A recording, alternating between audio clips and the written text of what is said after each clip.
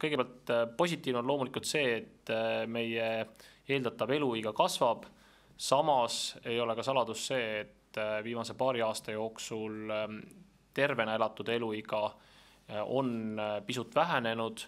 Tervena elatud eluiga on inimeste enda hinnang ja selle taga võib olla loomulikult ka see, et inimeste subjektiivne tunnetus on muutunud, aga igal juhul on see teema, millega me peame väga intensiivselt tegelema. Objektiivne näitaja ehk siis eeldatav eluiga, nagu ma ütlesin, on aasta-aastalt kasvanud. Eesti naistel on ta kasvanud kiiremini kui üheski teises Euroopa Liidu riigis. Selle üle on kahtlemata hea meel.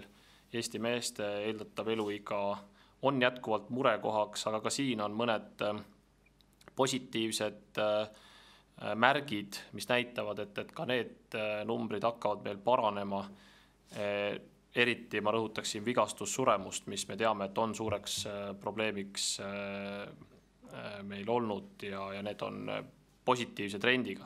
Samuti on positiivse trendiga enamik laste tervise näitajaid, töökeskkonnast vähenenud terviseriskid või töökeskkonnast tulenevad terviseriskid on vähenenud ja väliskeskkonnast tulenevad samamoodi.